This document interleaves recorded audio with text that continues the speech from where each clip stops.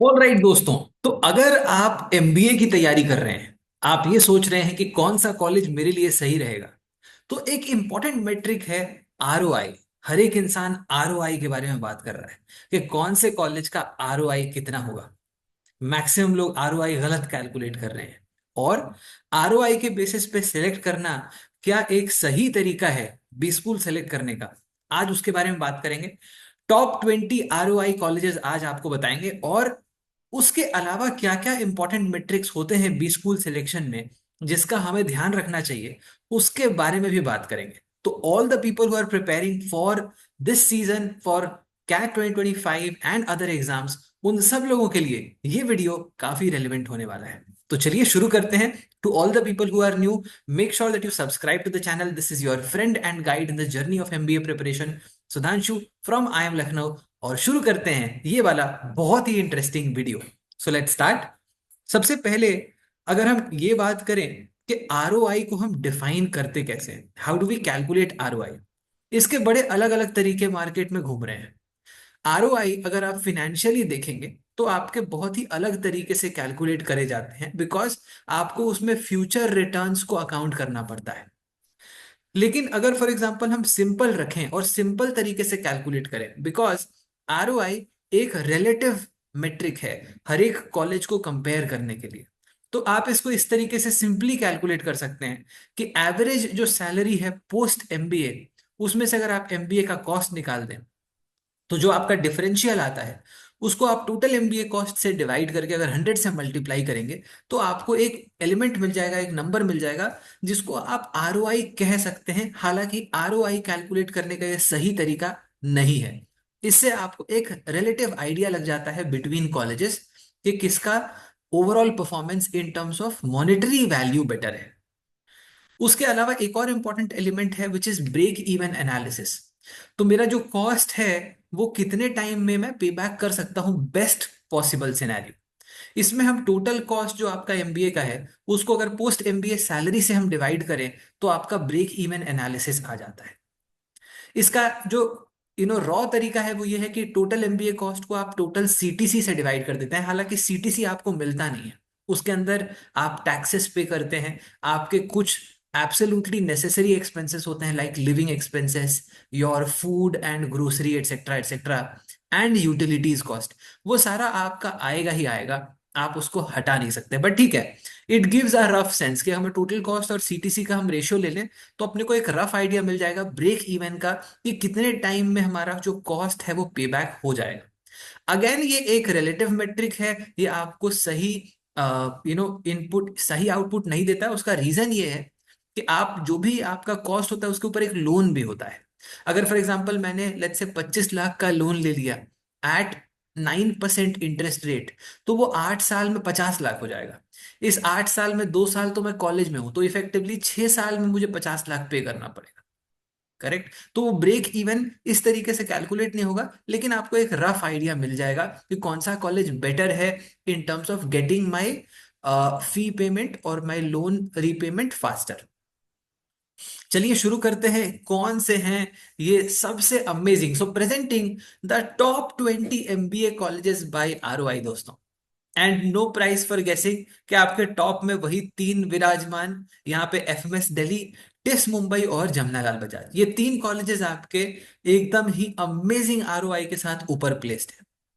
उसके बाद आपके लीग में एंट्री हो गई है एक और पावरफुल पैक ऑफ प्लेयर्स की, जिसके लिए आजकल सब लोग पागल हो रखे हैं, the so called IITs. IIT Bombay, IIT Delhi, IIT Kharagpur, ये तीन ऐसे कॉलेजेस हैं जिन्होंने एकदम स्टॉर्म करी है entry into this entire MBA segment, MBA colleges, and everybody is now wanting to get into these IITs. IITs are a very amazing mix of the good ROI colleges and facilities also. अगर आप for example colleges like FMS देखते हैं, वहां पे आपके facilities काफी limited हैं, hostel life या फिर आपके जो एमिनिटीज हैं वो सब आपको मिल नहीं पाते हैं। बाकी के अगर फॉर एग्जांपल हम टॉप कॉलेजेस देखें जैसे आईएम्स, उनके अंदर आपको ये सारे फैसिलिटीज भी मिलते हैं, अमेजिंग प्लेसमेंट में मिलता है, पर फी हाई है। IITs are absolutely bridging the gap, because आपको अमेजिंग इंफ्रास्ट्रक्चर के साथ साथ आपका जो फी है उसको भी कंट्रोल करता है। कहीं ना कहीं एक इंपॉर्टेंट मेट्रिक जो आईआईटीज के पास है वो है infrastructure as well as ROI. Because जिन कॉलेजेस के पास आरओआई है उनका इंफ्रास्ट्रक्चर नहीं है उस लेवल पे, और जिनके पास इंफ्रास्ट्रक्चर है उनका आरओआई थोड़ा कॉम्प्रोमाइज हो जाता है because of really the cost that is incurred. अगर हम देखें इस लिस्ट के अंदर आपके जो ब्लैकी आईएम्स हैं वो कहाँ पे आते हैं, तो अगर फॉर एग्जांपल हम देखें ये आपके तीन कॉलेजेस सबसे ऊपर आ गए, उसके बाद तीन आपके आईआईटीज आ गए, तो top six position as far as ROI तो आपका ऐसे ही चला गया। इसके बाद और क्या इंपॉर्टेंट एस्पेक्ट है वो देखते हैं।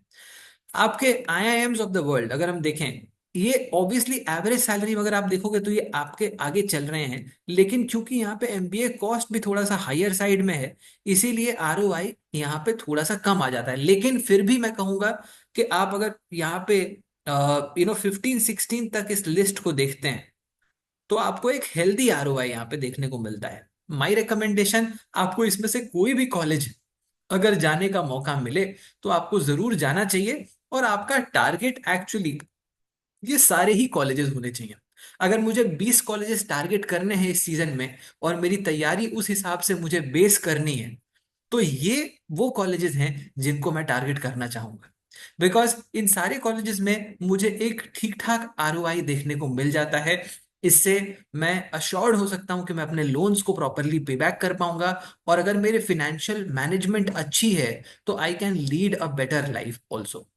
अगर फॉर एग्जाम्पल हम इसमें देखें तो आपका जो I am Ahmedabad, Bangalore, Calcutta, XLRI, I am Lucknow, I am Kozhikode, SP Jain, ये सारे ऑलमोस्ट आस पास ही हैं अगर हम आरओआई के पॉइंट ऑफ व्यू से देखें। करेक्ट। तो ऑल्दो यहाँ पे आप अगर आरओआई के पॉइंट ऑफ व्यू से देखोगे तो ये सारे के सारे including IFT Delhi also and MDI Gurgaon and all of these colleges are absolutely very close. ठीक है, आपका वही 45-30% वाले रेंज में है, जहाँ पे आपका द ऑब्वियसली द ABC आपके टॉप में है। उसके बाद आपका XL, I am Lucknow, around that same level. Then you have IIM Kozhikode, and फिर फाइनली आपका SP जैन, IFT दिल्ली उस रेंज में आ जाते हैं। Correct. IIM Mumbai is also a college to look out for. IIM Mumbai को भी हमने ब्लैंक इसलिए रखा हुआ है बिकॉज आई एम मुंबई अभी अभी बस आई एम मुंबई बना ही है आखिरी साल, तो हमें देखना पड़ेगा कि परफॉर्मेंस आई एम बनने के बाद किस तरीके का परफॉर्मेंस है। बट अदरवाइज भी आप इसको इस रेंज में डाल सकते हैं। अगर आप SP जैन, IFT दिल्ली वाला रेंज अगर आप पकड़ें तो उस रेंज में आप इसको रख सकते हैं, तो अच्छा college from that stand point. And again MDI Gurgaon also. उसके अलावा आपका I am Indore also, it's a good college. And फिर आपके जो बाकी के कॉलेजेस हैं, I am Shillong also a good college, SIBM Pune, NMIMS Mumbai.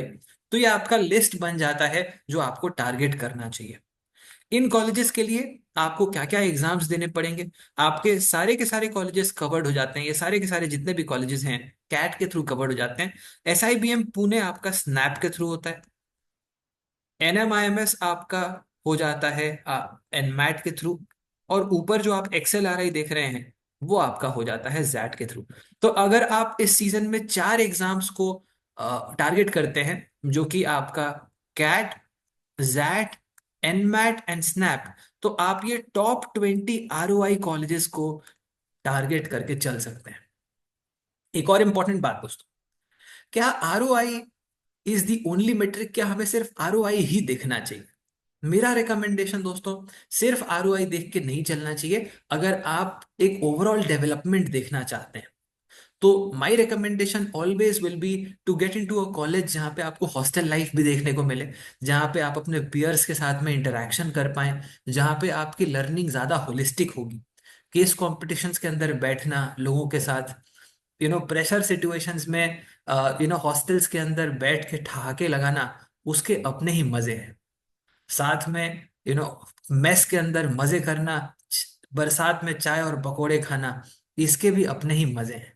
तो ये भी आपको एक इम्पॉर्टेंट फैक्टर है। जो बॉन्डिंग आपको कॉलेजेस के अंदर, हॉस्टल्स के अंदर मिलती है, जो प्रोफेशनल और पर्सनल डेवलपमेंट आपको मिलता है, जो एमिनिटीज आपको मिलते हैं, whether it is gym, whether it is swimming pool, whether it is आपके basketball courts, football grounds, cricket ground, so on and so fourth, that is also priceless. Because in 2 साल के अंदर आपको सिर्फ पढ़ाई नहीं करनी है, आपको मेंटली एंड फिजिकली फिट रहना बहुत जरूरी है।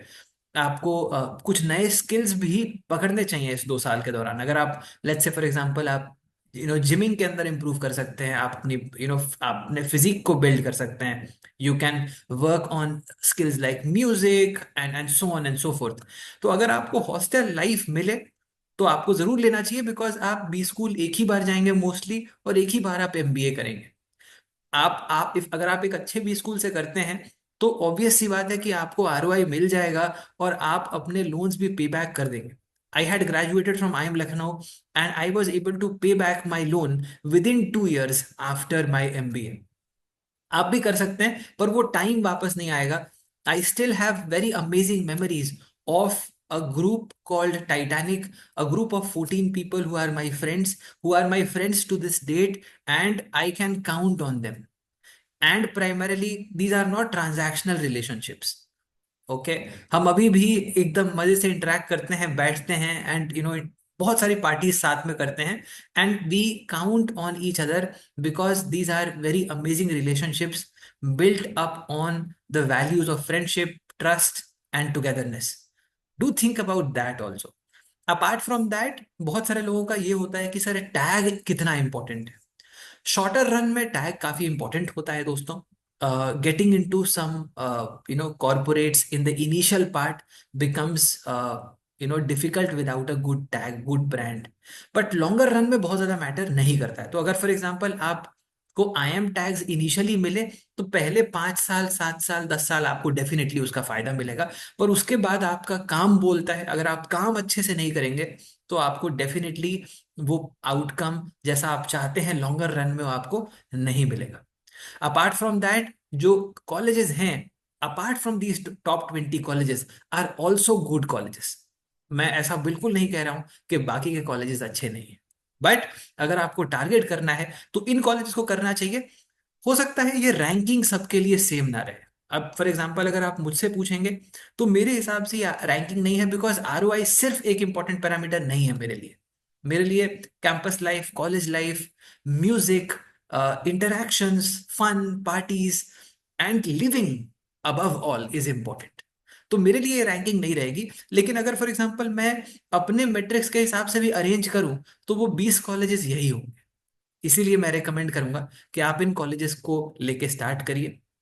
If you want to believe कि आपका प्रोफाइल इन कॉलेजेस के लिए सही है या नहीं है, इन कॉलेजेस के लिए किस टाइप का प्रोफाइल रिक्वायर्ड है, तो आप हमें टेक्स्ट कर सकते हैं। We will help you out with your profile evaluation. I have mentioned the number here in the video itself. So do drop us a WhatsApp and feel free to connect with us. If in case you want to prepare for CAT, we've started with a very special 100 people batch of MBA Litmus with amazing people, amazing faculties, hand holding till the end, and personalized guidance and support with amazing infrastructure, your learning management and analytics, and one-on-one guidance also.